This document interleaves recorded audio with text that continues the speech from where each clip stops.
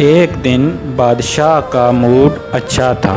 وہ نوجوان وزیر کی طرف مڑا اور مسکرا کر پوچھا، تمہاری زندگی کی سب سے بڑی خواہش کیا ہے؟ وزیر شرما گیا۔ اس نے منہ نیچے کر لیا۔ بادشاہ نے کہکا لگایا اور بولا، تم گھبراؤ مت، بس اپنی زندگی کی سب سے بڑی خواہش بتاؤ۔ وزیر گھٹنوں پر جھکا اور عاجزی سے بولا، حضور، آپ دنیا کی خوبصورت ترین سلطنت کے مالک ہیں۔ میں جب بھی یہ سلطنت دیکھتا ہوں تو میرے دل میں خواہش پیدا ہوتی ہے، اگر اس کا 10واں حصہ میرا ہوتا تو میں دنیا کا خوش نصیب ترین شخص ہوتا۔ وزیر خاموش ہو گیا۔ بادشاہ نے کہکا لگایا اور بولا، میں اگر تمہیں اپنی آدھی سلطنت دے دوں تو؟ وزیر نے گھبرا کر اوپر دیکھا اور عاجزی سے بولا، بادشاہ سلامت، یہ کیسے ممکن ہے؟ میں اتنا خوش قسمت کیسے ہو سکتا ہوں؟ بادشاہ نے فوراً سیکرٹری کو بلایا اور اسے 2 احکامات لکھنے کا حکم دیا۔ بادشاہ نے پہلے حکم کے ذریعے اپنی آدھی سلطنت نوجوان وزیر کے حوالے کرنے کا فرمان جاری کر دیا۔ دوسرے حکم میں بادشاہ نے وزیر کا سر قلم کرنے کا آرڈر دے دیا۔ وزیر دونوں احکامات پر حیران رہ گیا۔ بادشاہ نے احکامات پر مہر لگائی اور وزیر کی آنکھوں میں آنکھیں ڈال کر بولا، تمہارے پاس 30 دن ہیں۔ تم نے ان 30 دنوں میں صرف 3 سوالوں کے جواب تلاش کرنا ہے۔ تم کامیاب ہو گئے تو میرا دوسرا حکم منسوخ ہو جائے گا اور تمہیں آدھی سلطنت مل جائے گی، اور اگر تم ناکام ہو گئے تو پہلا حکم خارج سمجھا جائے گا اور دوسرے حکم کے مطابق تمہارا سر اتار دیا جائے گا۔ وزیر کی حیرت پریشانی میں بدل گئی۔ بادشاہ نے اس کے بعد کہا، میرے 3 سوال لکھ لو۔ وزیر نے لکھنا شروع کر دیا۔ بادشاہ نے کہا، انسان کی زندگی کی سب سے بڑی سچائی کیا ہے؟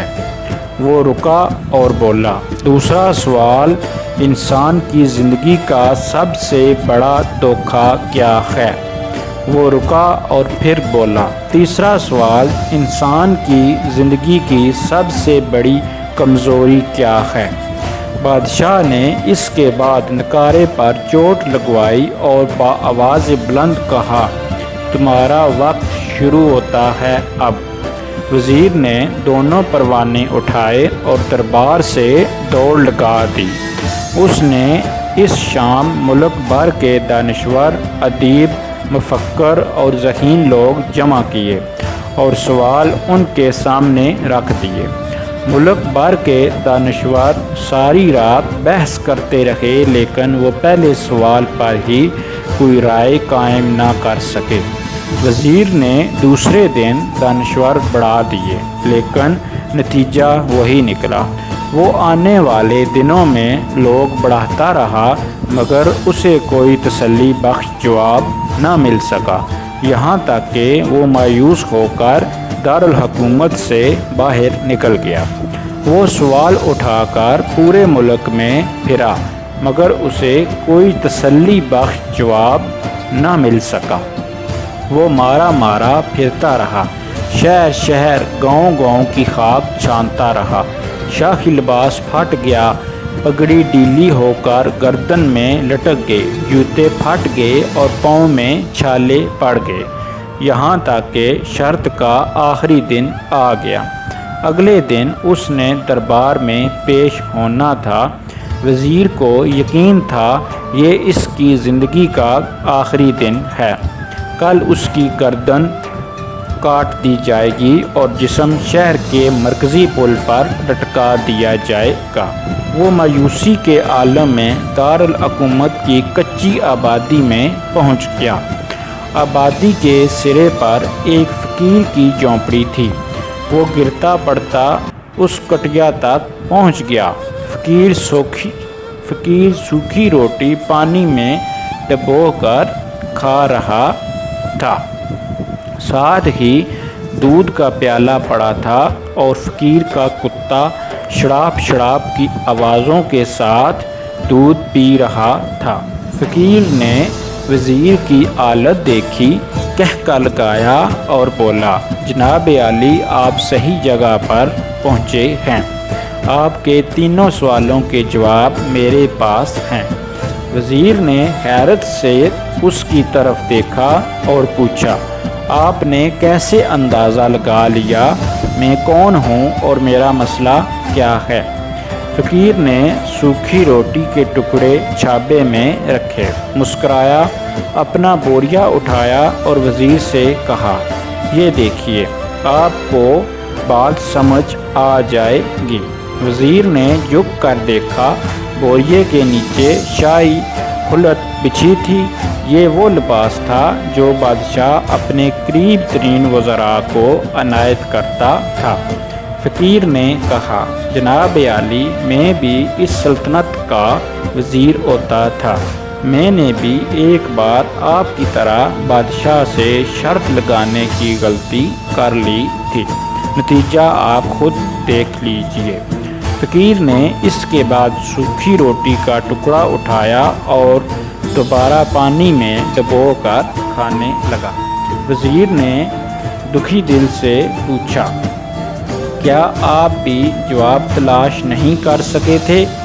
फ़कीर ने कहका लगाया और जवाब दिया, मेरा केस आपसे मुख्तलिफ था। मैंने जवाब ढूंढ लिए थे।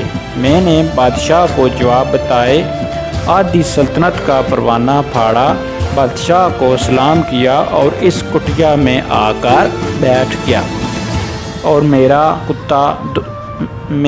मेरा कुत्ता दोनों मुतमईन ज़िंदगी गुजार रहे हैं। वज़ीर की हैरत बढ़ गई, लेकिन यह साबिक़ वज़ीर की हिमाकत के तज्ज़िये का वक्त नहीं था।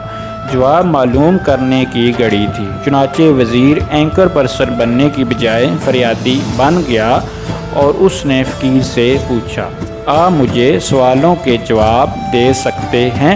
फ़कीर ने हाँ में गर्दन हिलाकर जवाब दिया। मैं पहले 2 सवालों का जवाब मुफ्त दूंगा, लेकिन तीसरे जवाब के लिए तुम्हें कीमत अदा करना होगी। वज़ीर के पास शर्त मारने के सिवा कोई ऑप्शन नहीं था। उसने फ़ौरन हाँ में गर्दन हिला दी। फ़कीर बोला, दुनिया की सबसे बड़ी सच्चाई मौत है।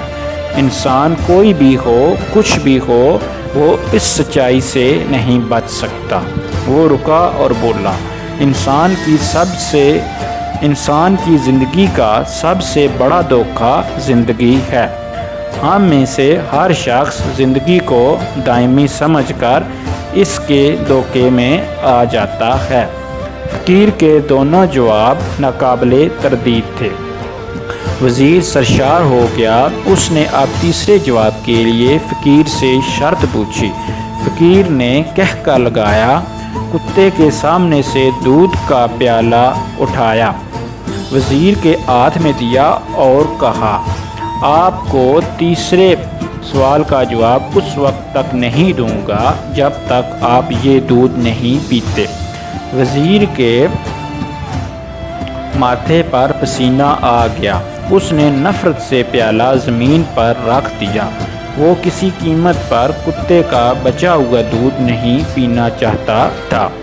फ़कीर ने कंधे उचकाए और कहा, ओके, तुम्हारे पास अब 2 रास्ते हैं। तुम इनकार कर दो और शाही जल्लाद कल तुम्हारा सर उतार दे, या फिर तुम ये आधा पाव दूध पी जाओ और तुम्हारी जान भी बच जाए और तुम आधी सल्तनत के मालिक भी बन जाओ। फ़ैसला बहरहाल तुमने करना है। वज़ीर मखमसे में फंस गया।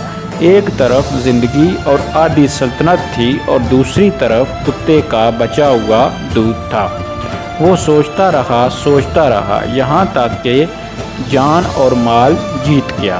वो इस्ते नफ्स हार गई।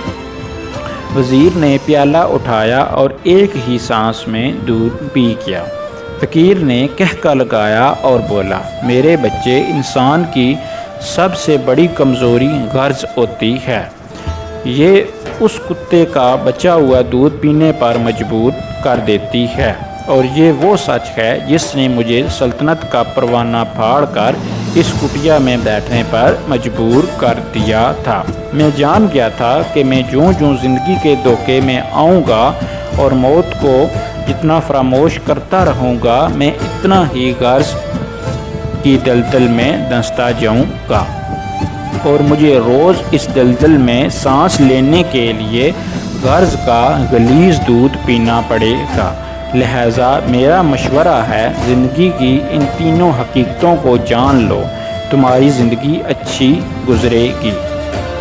وزیر خجالت، شرمندگی اور خود ترسی کا تحفہ لے کر فقیر کی کٹیا سے نکلا اور محل کی طرف چل پڑا۔ وہ جوں جوں محل کے قریب پہنچتا رہا تھا، اس کے احساس شرمندگی میں اضافہ ہو رہا تھا۔ اس کے اندر ذلت کا احساس بڑھ رہا تھا۔ وہ اس احساس کے ساتھ محل کے دروازے پر پہنچا۔ اس کے سینے میں خوفناک ٹھیس اٹھی۔ وہ گھوڑے سے گرا، لمبی ہچکی لی اور اس کی روح کف سے عنصری سے پرواز کر گئی۔ ہمیں کسی دن کسی ٹھنڈی جگہ پر بیٹھ کر زندگی کے ان بنیادی سوالوں پر ضرور غور کرنا چاہیے۔ ہمیں یہ سوچنا چاہیے، ہم لوگ کہیں زندگی کے دھوکے میں آ کر غرض کے پیچھے تو نہیں بھاگ رہے؟ ہم لوگ کہیں موت کو فراموش تو نہیں کر بیٹھے؟ ہم کہیں اس کہانی کے وزیر تو نہیں بن گئے؟ مجھے یقین ہے آپ لوگوں نے جس دن یہ سوچ لیا، اس دن ہم غرض کے ان غلیظ پیالوں سے بالاتر ہو جائیں گے۔